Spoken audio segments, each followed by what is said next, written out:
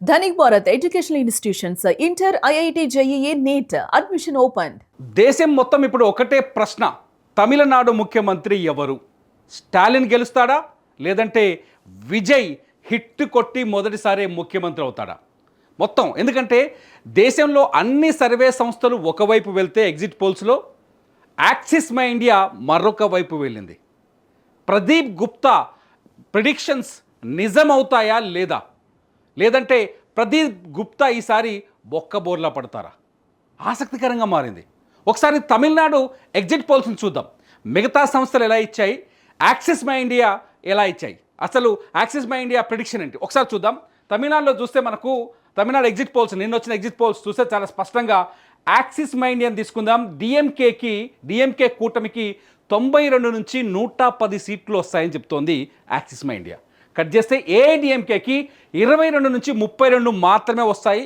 AIADMK పడిపోయింది, దాని voting percentage పడిపోయింది, దాని క్రేజ్ పడిపోయిందని చెప్తోంది. కట్ చేస్తే టీవీకే నిన్నగాక మొన్న వచ్చిన పార్టీ, కాకపోతే హీరో విజయ్ పార్టీ అందరికీ తెలుసు, విజయ్ సీఎం అవుతాడని చెప్తోంది యాక్సిస్ మై ఇండియా. 98 నుంచి 120 సీట్లు వచ్చే అవకాశం ఉందని చెప్తోంది axis my India. Pradeep Gupta నిన్న చాలా మీడియా ఛానల్స్లో మాట్లాడారు. ఆయన చాలా బలంగా వాదిస్తూ వచ్చారు. ఆదర్శ్ గుండ్ దగ్గరికి వస్తే ఇక్కడ 6 నుంచి 28 రావచ్చు. ఇండిపెండెన్స్ తమిళనాడులో చాలా బలమైన పార్టీలు, అంటే ఇతర పార్టీలు కూడా, చిన్న పార్టీలు కూడా చాలా శక్తివంతంగా బలంగా ఉన్నాయి. మీరు ఇట్స్ టీవీలో చూస్తూనే ఉన్నారు విశ్లేషణలు. ఇకపోతే పీపుల్స్ పల్స్ చూద్దాం.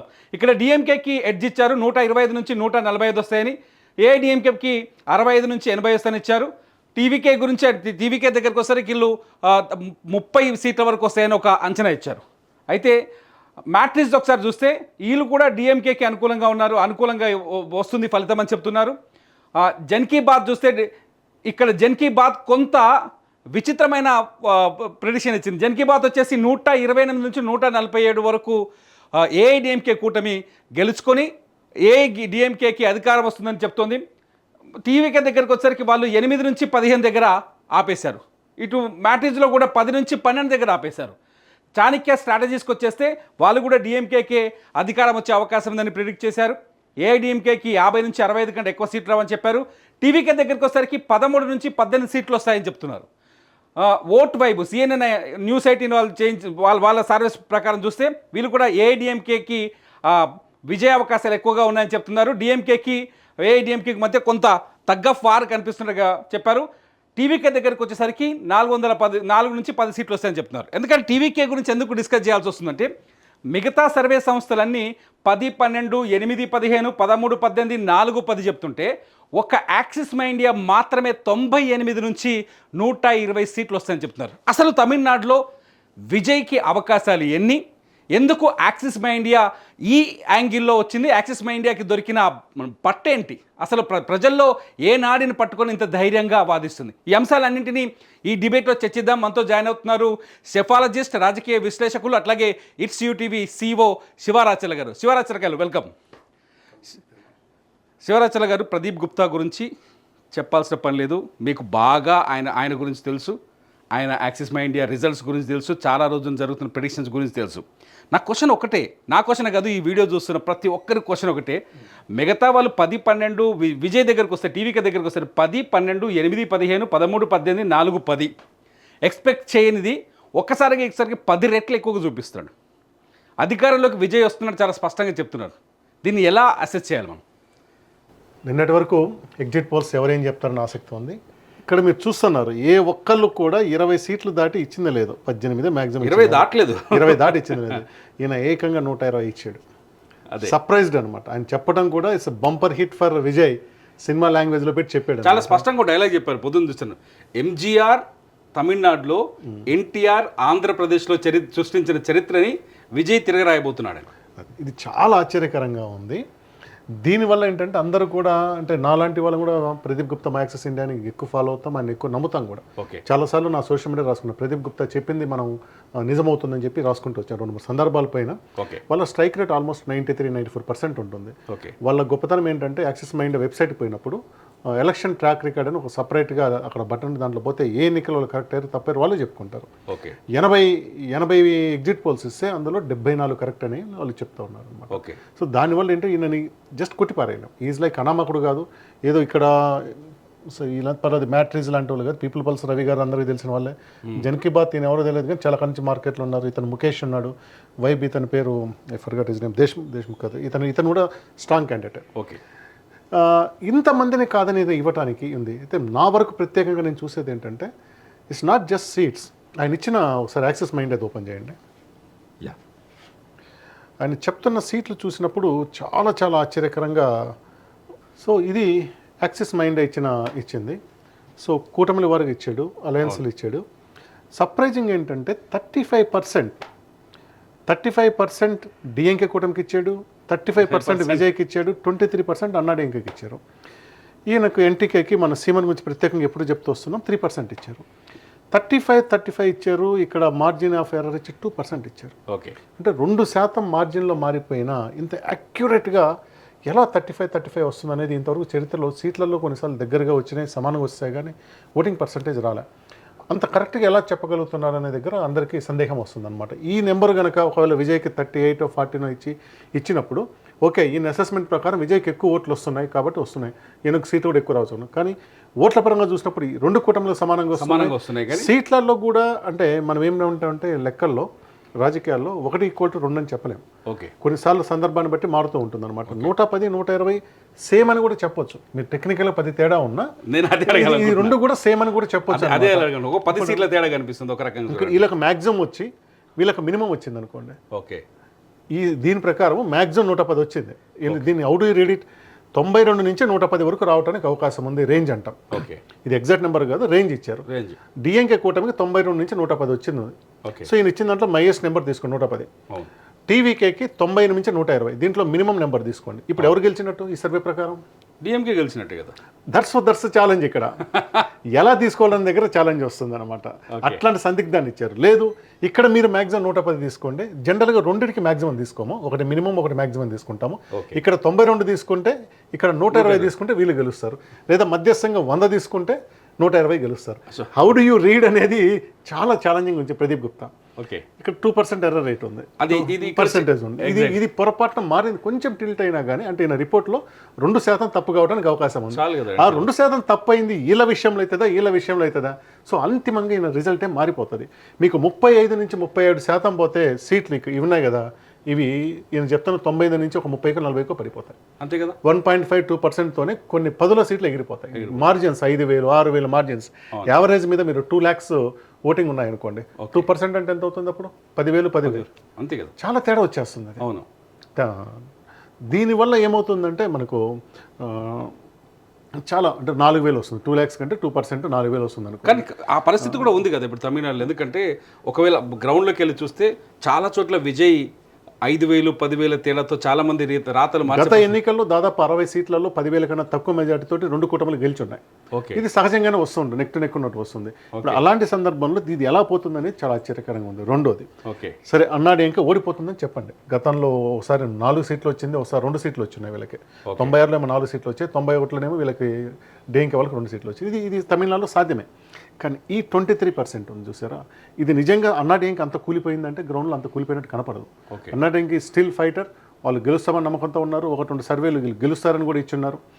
ఇంత మార్జిన్ పడిపోతుంది అనేది ఇక్కడ అనుకోవచ్చా మన శివ గారు? ఇప్పుడు అన్నాడీఎంకే ఓట్ అంతా ఇటు షిఫ్ట్ అయింది అనుకోవచ్చా టీవీకే వైపు? అన్నాడీఎంకే ఒరిజినల్ ఓట్ బ్యాంక్ మనం 35-38 ఉందనుకుంటే దాంట్లో ఒక 13% ఇట్లా పోయినట్టు అనుకోవాలి మనం.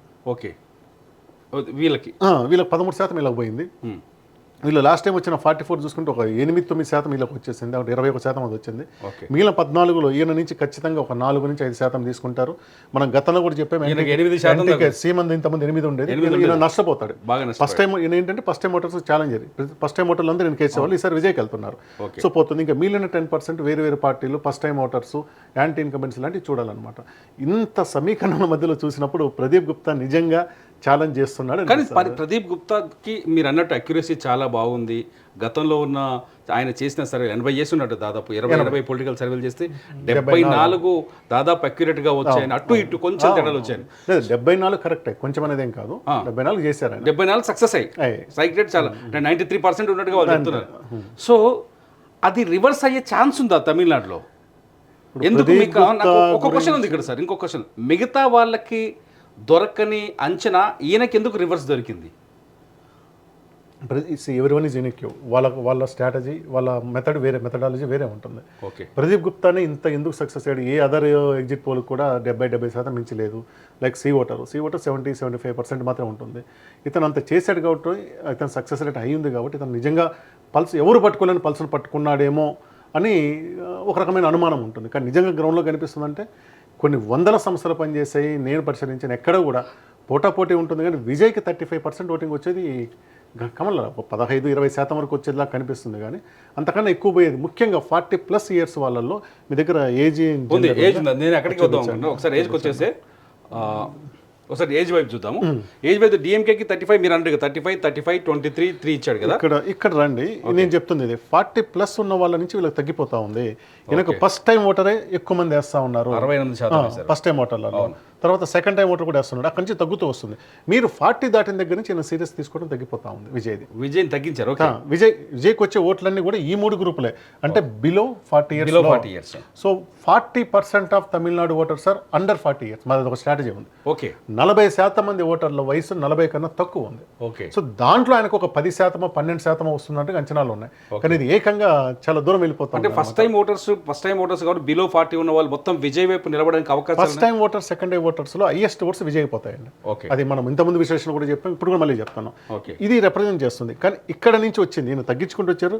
నిజంగా ఇక్కడ ఎంత వస్తుందా, ఇక్కడ ఎంత వస్తుంది అనేది క్వశ్చన్ మార్క్.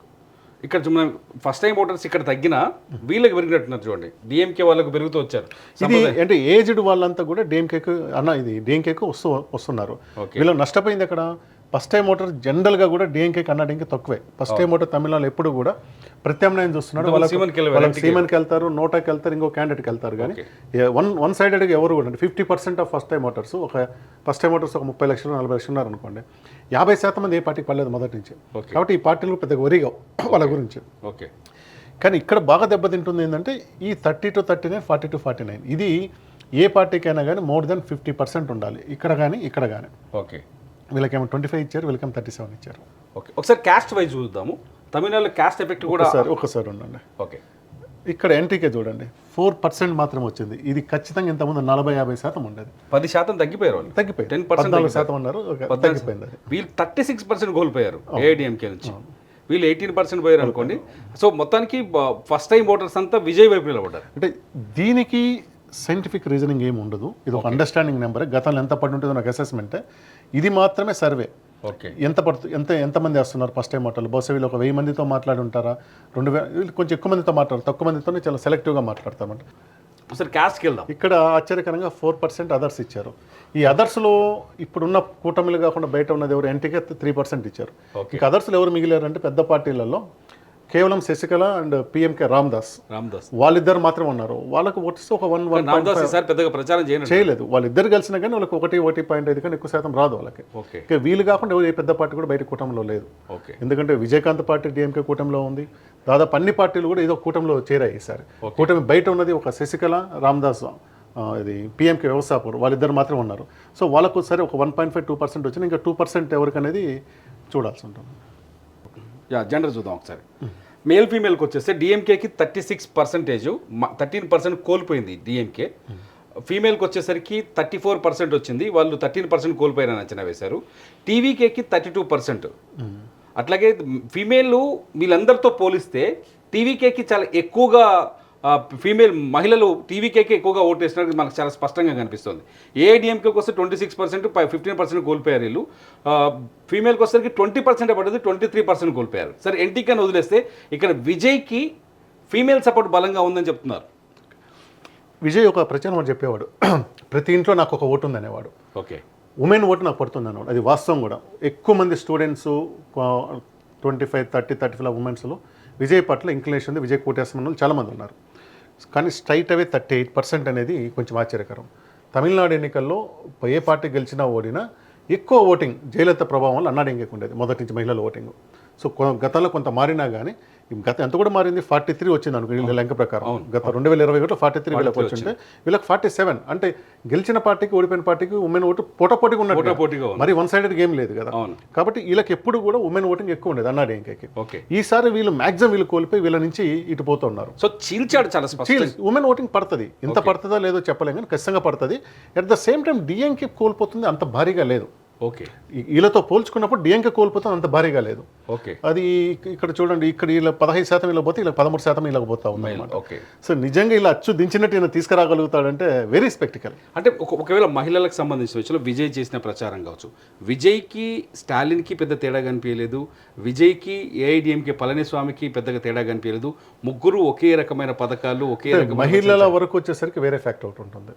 ఓకే, విజయ్ని ఆరాధించిన వాళ్ళు కూడా విజయ్ భార్య విడాకులు వచ్చిన తర్వాత ఒక సెక్షన్ దాన్ని నెగిటివ్ తీసుకున్నారు. ఓకే, ఎందుకంటే ఆయన సోషల్ మీడియాలోను తర్వాత ఆయన అభిమాన సంఘాలు చాలా మంది ఓపెన్గా రాశారు, నువ్వు కూడా ఇంతేనా అని చెప్పి చాలా మంది రాశారు. అది ఖచ్చితంగా విజయ్కి రావాల్సిన ఓట్లలో కనీసం 1-2% తగ్గించగలుగుతుంది. ఆ సమస్య స్టాలిన్కి ఎడప్పాడి పళనిస్వామికి లేదు. ఓకే, సో విజయ్కి వచ్చే మహిళా ఓటర్లలో ఎంతో కొంత త్రిష ఇష్యూ ప్రభావం ఉంటుంది. అది ఓకే, అంటే త్రిష ఎఫెక్ట్ అయి ఉంటుందా? ఖచ్చితంగా ఎంతో కొంత అయి ఉంటుంది. ఈ నెంబర్కి వస్తే నిజంగా చాలా అసలు ఆ ప్రభావం లేదనుకోవాలి. ఓకే, ఉమెన్లో ఆయనకు వచ్చే ఓటర్లో 38% కనుక వేసినారంటే ఆ ప్రభావం లేదనుకోవాలి. అంటే మామూలుగానే పడింది, నార్మల్గా వచ్చినట్టే. అంతే, అంటే పాత ఆయన అభిమానులు కావచ్చు, లేకపోతే ఆయన విజయ్కి మహిళా అభిమానులు ఎక్కువే, బాగా ఎక్కువ అభిమానులు ఉంటారు ఆయనకి. ఓకే, సో వాళ్ళల్లో విజయ్ ఆధార్యంతోనే చెప్పాడు నాకు ప్రతి ఇంట్లో నాకు ఒక ఓటు పడుతుంది అనేది. అది గ్రౌండ్లో కూడా చూసాం. చాలా మంది మెన్ వచ్చేసి అన్నాడీఎంకేనో సరే డిఎంకేనో ఇంకో పార్టీ చెప్పినా మహిళలకు వచ్చేసరికి విజయ్కి వేస్తామని చెప్పిన వాళ్ళు చాలా మంది ఉన్నారు. అంటే యాక్సిస్ మైండ్ ఇప్పుడు వీళ్ళు చేసిన, ఒకవేళ మీరు చెప్పిన దాని ప్రకారం చూస్తే, ఒకవేళ త్రిష ఇష్యూ పనిచేసినా, విజయ్ విడాకుల వ్యవహారం పనిచేసినా ఈ పర్సంటేజ్ ఇంకా పెరగాలి కదా. మరి నెగిటివ్ అయింటే తగ్గాలి, నెగిటివ్ కాలేదనుకోవాలి దాన్ని చూస్తే. అంతే. ఓకే, క్యాష్కి వెళ్దాం ఒకసారి. క్యాష్ దగ్గరికి వచ్చేసరికి యాక్సిస్ ఇండియా రకరకాల అంచనాలు వేసింది. డిఎంకేకి 1 years నుంచి. సో 1 year క్యాస్ట్ వచ్చేసి PMK Ramdas 1 year caste champion, 1 yearల కోసం మొదటి నుంచి ఫైట్ చేస్తూ ఉన్నాడు. ఓకే, ఇప్పుడు అనుభవమి రామ్దాస్ అంటే రామ్దాస్ కొడుకులు విడిపోయారు. పిఎంకే పార్టీ వచ్చేసి అనుభవం కొడుకు దగ్గర ఉంది. రామ్దాస్ చీలిక వర్గం నాయకుడు అయ్యాడు, ఆయన పిఎంకే ఆర్ అని పెట్టుకున్నారు. సో రామ్దాస్ శశికళ ఒక కూటమిలో ఉంటే అనుభవమి రామ్దాస్ వచ్చేసి అన్నాడీఎంకే కూటమిలో ఉన్నారు. ఈ నెంబర్ చూడండి పెద్దగా తగ్గలేదని చూపిస్తుంది. ఇంతకుముందు కూడా ఏంటంటే వన్ పిఎంకే ఉంటే వాళ్ళు ఎక్కువ మంది పడేవాళ్ళు, -4% ఎక్కువ పడలేదు. 1 year అంతా ఏఐడిఎంకే వైపు నిలబడ్డారు జనరల్గా. అది ఈ నెంబర్ హిస్టారికల్లీ కరెక్ట్. అంటే ఎన్నికల్లో చూసినా కానీ పిఎంకే ఉంటే 1 year లోటు ఎక్కువ ఉండేవి. అనుభవని రామ్దాస్ ఎఫెక్ట్ కనిపించింది పిఎంకే అనుకోండి, ఖచ్చితంగా ఉంటుంది. ఇప్పుడు ఇక్కడ కూడా నాకు 29% వస్తుంది చూడండి. సో 29% రావటము ఎక్కడి నుంచి క్రాస్ అయింది? అది ఇక్కడ చూపిస్తుంది. ఇక్కడ నుంచి 19% వచ్చింది, ఇక్కడ నుంచి 17%. ఎన్టీకే బాగా నష్టపోయింది కదా గత. విజయ్ వల్ల ఎక్కువ నష్టపోయేది ఎన్టీకే అనేది మొదటి నుంచి అంచనా ఉంది. ఫస్ట్ టైం ఓటర్లు పోతారు, కొంతమంది ఉమెన్ ఓటర్లు పోతారు, ఆల్టర్నేటివ్ అనుకున్న వాళ్ళు పోతారు అనేది ఉంది. అది ఇండికేషన్ చూపిస్తుంది. అది ఏఐడిఎంకేకి ఇప్పుడు ఇక్కడ నాడార్ నుంచి ఏఐడిఎంకే నుంచి భారీ నష్టం కనిపిస్తుంది కదా. నాడార్ నుంచి 23% తగ్గారు, అట్లే డిఎంకే నుంచి 16% తగ్గి 35% చేరింది ఇక్కడ. సో నాడార్లో ఎందుకు అంటే నాడార్లో మళ్ళీ ఇక్కడ సపరేట్ ఇవ్వలేదు. క్రిస్టియన్ నాడార్లో ఉన్నారు, హిందూ నాడార్లో ఉన్నారు. ఓకే, సో క్రిస్టియన్ నాడార్లో ఎక్కువ మంది పోతున్నారేమని చూడాలి. ఇక్కడ ఉదాహరణకు తూత్తుకుడి లాంటి చోట ఇక్కడ ఎన్టీకే గెయిన్ అయింది, 4% గెయిన్ అవుతుంది చూపించారు నాడార్స్లోనా. నాడార్స్ అంటే ఏమైనా ఎన్టీకే క్యాండిడేట్స్ ఎవరైనా నాడార్ క్యాండిడేట్స్ ఉన్నారేమో చూడాలి. ఓకే, ఇప్పుడు తూత్తుకుడి దగ్గర గీత అని ఆమె ఉంటారు, ఆమె క్రిస్టియన్ నాడార్. పక్కన తిరుచెందూరు మనకు బాగా ఫేమస్ అయిన సుబ్రహ్మణ్య స్వామి దగ్గర ఆమె అనిత రాధాకృష్ణన్, ఆమె హిందూ నాడార్. సో ఒకే జిల్లాలో పక్కపక్క నియోజకవర్గాలు క్రిస్టియన్ నాడార్, హిందూ నాడార్ ఉన్నది. బహుశా క్రిస్టియన్ నాడార్లలో కొంత విజయ్కి వెళ్తారని అంచనా ఉంది, కానీ ఈ స్థాయిలో పోతారనేది ఆశ్చర్యకరమే ఉంది. 35% పోతారు. అసలు యాక్చువల్గా ఇట్లా చెప్పకూడదు, ఇది గౌండర్స్ అనే ఉండాలి. గౌండర్స్లో అనేక రకాలు ఉన్నారు, చాలా రకాలుగా ఉన్నారు. గౌండర్స్ అనేది ఏంటంటే ఎడప్పాడి పళనిస్వామి గౌండర్ కులస్తుడు, తర్వాత బీజేపీ మాజీ నేత అన్నామలై గౌండర్ కులస్తుడు, సెంథిల్ బాలాజీ, చాలామంది. అంటే కొంగునాడు ప్రాంతం మొత్తం కూడా మీకు కోయంబత్తూరు, కరూరు, సేలం, ఈరోడ్ ఇవన్నీ కూడా గౌండర్ డామినేషన్ ఉన్న జిల్లాలు. అది ఈ జిల్లాలలో మొదటి నుంచి కూడా అన్నాడీఎంకే గట్టిగా పర్ఫామ్ చేస్తుంది. ఒక బెస్ట్ ఎగ్జాంపుల్ ఏంటంటే లాస్ట్ ఎలక్షన్లో డిఎంకే కూటమి 159 సీట్లు వచ్చినా కోయంబత్తూరు జిల్లాలో 10కి 10 సీట్లు అన్నాడీఎంకే గెలిచారు. అది సర్ప్రైజింగ్. 159 సీట్లు గెలిచి ఒక్క సీటు కూడా గెలవలేకపోయింది సర్ప్రైజింగ్ అనమాట. సో మొదటి నుంచి ఉంది. ఇప్పుడు ఈసారి కూడా బలంగానే కనిపిస్తుంది. 36% ఒక 8% వీళ్ళకి వచ్చిన 38% 11% డిఎంకే. ఇది I differ with him. Last time వీళ్ళకి ఇంత రాలేదు, గవర్నర్ సపోర్ట్ డిఎంకేకి ఇంత రాలేదు. ఇంత వచ్చి ఉంటే కోయంబత్తూరు జిల్లాలో ఒక సీట్ అని వచ్చి ఉండేది. ఓకే 36% వీళ్ళు స్ట్రాంగ్గానే స్టిల్ అంటే అందరికన్నా కానీ డిఎంకేకి ఎక్కువ ఉన్నట్లు చూపిస్తుంది. ఓకే, ఎందుకంటే ఎందుకంటే వీళ్ళంతా కూడా 80% of governors are in Kongunadu area, మిగిలిన 20% సౌత్లో ఉండొచ్చు, కానీ మెజారిటీ ఇక్కడే ఉంటారు. ఆ లెక్కను సార్ ఇప్పుడు మీరు అన్నట్టు పళనిస్వామి గౌండర్ కమ్యూనిటీ ఉన్నాడు కాబట్టి ఇంత డిఎంకే గెయిన్ చేసే అవకాశం లేనట్టు లెక్క ఇప్పుడు. సో ఇంత వచ్చింది అంటే ఏమంటారు, ఖచ్చితంగా డిఎంకే సీట్లు బాగా వస్తున్నట్టు. అప్పుడు రిజల్ట్ కూడా మారి వేరే ఖచ్చితంగా కొంగునాడు కోయంబత్తూరు జిల్లాలో 2-3 సీట్లనే గెలవాలి. పక్కనున్న కర్రూరు, సేలం, ఈరోడ్, తిరుపూర్ ఇవన్నీ కూడా కొన్ని సీట్లు గెలవాల్సి వస్తుంది. సో వీళ్ళకు హైయెస్ట్ డ్యామేజ్ ఇక్కడే జరగాలి. ఓకే ఓకే, వీళ్ళు తేవర్లు ముకులత్తూరు అనేది ఏంటంటే ఒకప్పుడు మా అన్నాడీఎంకే పార్టీ మాది అనుకునేవాళ్ళు. ఓకే, జయలలిత బ్రాహ్మణ అయినా శశికళ ముకుల్తూరులో మళ్ళీ కల్లర్స్, మర్వర్స్, ఇంకో క్యాస్ట్, 3 క్యాస్ట్లు ఉంటాయి. సబ్ క్యాస్ట్ మీద పెద్ద లేదు. శశికళ ఈ క్యాస్ట్ సంబంధించిన అన్నాడీఎంకే మాది అనుకునే వాళ్ళు వీళ్ళు 1 సైడెడ్గా ఉండేవాళ్ళు. మనకు పన్నీర్సెల్వం మాజీ ముఖ్యమంత్రి ఆయన కూడా ముకులతోరు.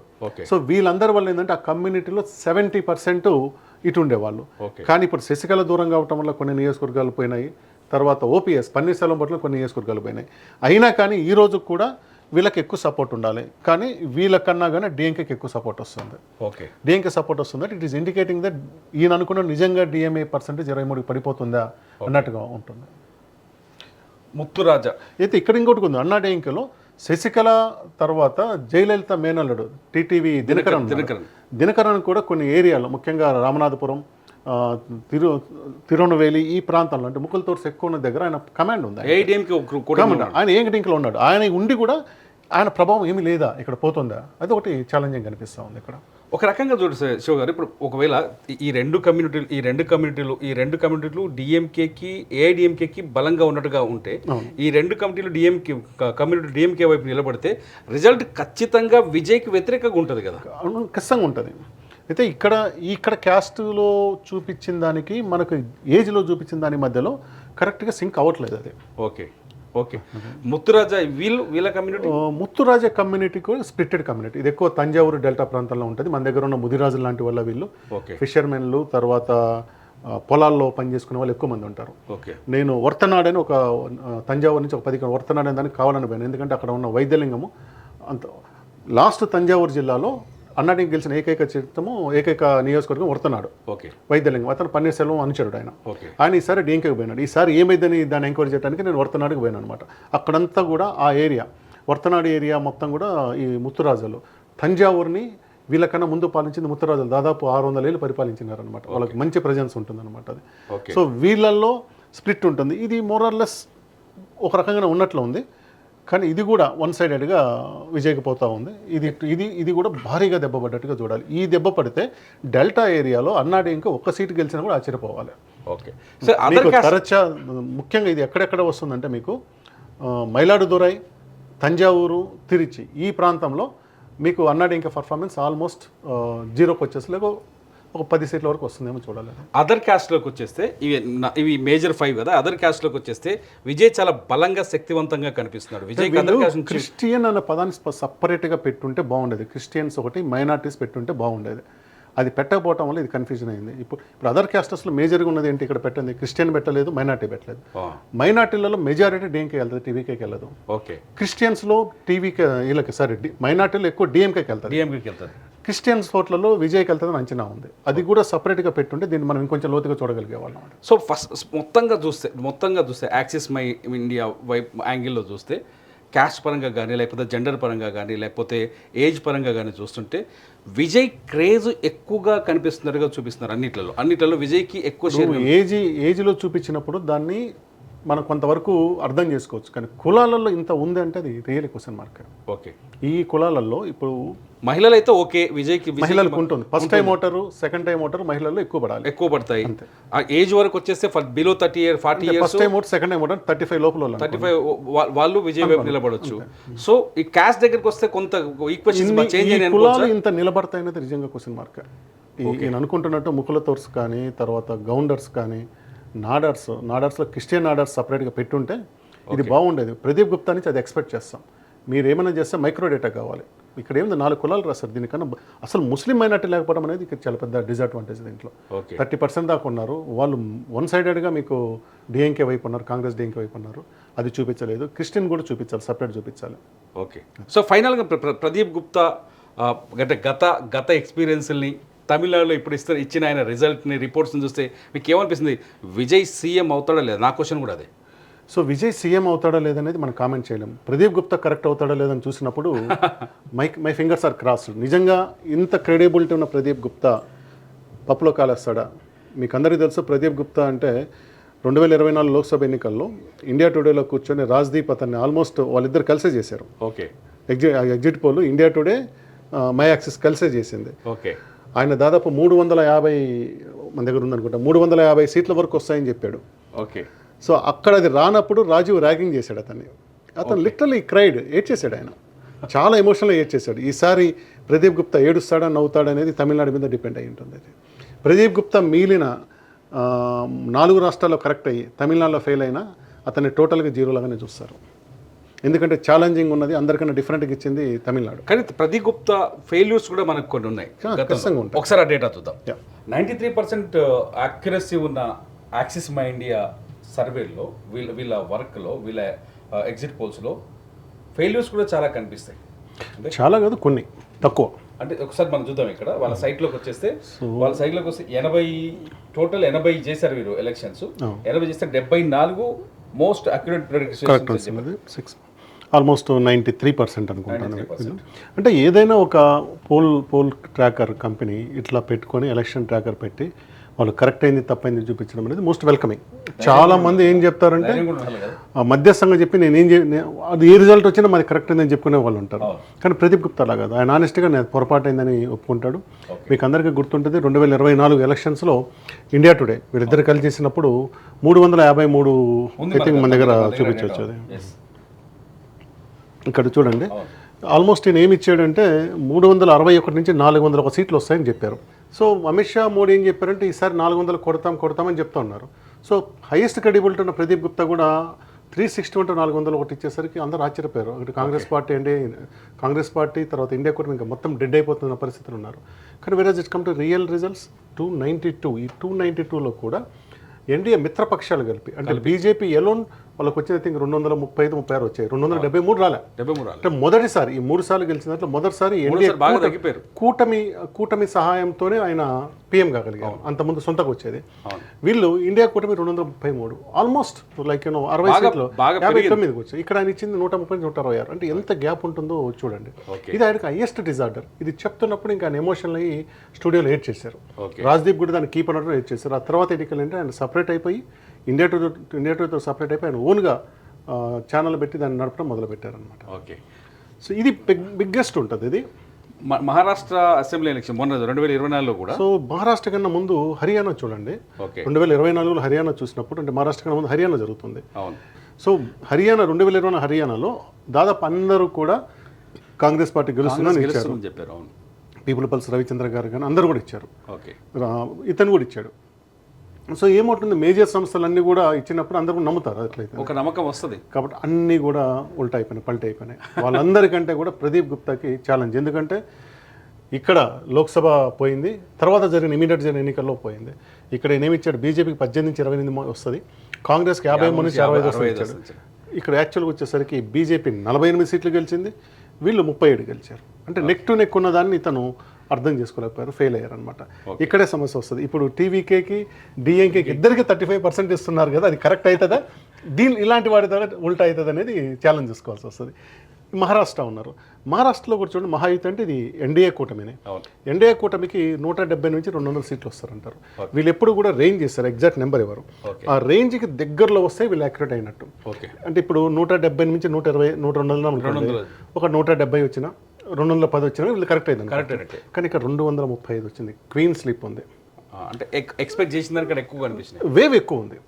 ఇక్కడ రాశారు under estimate land slide victory. తను అండర్ ఎస్టిమేట్ చేయలేదు. బీజేపీ గెలుస్తుంది, డైరెక్షన్ అంటాము. డైరెక్షన్ అంటే ఏమంటే ఎవరు గెలవబోతున్నారో చెప్తున్నాం, అంతవరకు కొంతమంది చెప్పి వదిలేస్తారు, సీట్లు చెప్పరు, పర్సంటేజ్లు చెప్పరు. ఓకే, అది జరిగిందా లేదా అంతవరకు వెళ్ళిపోతుంది.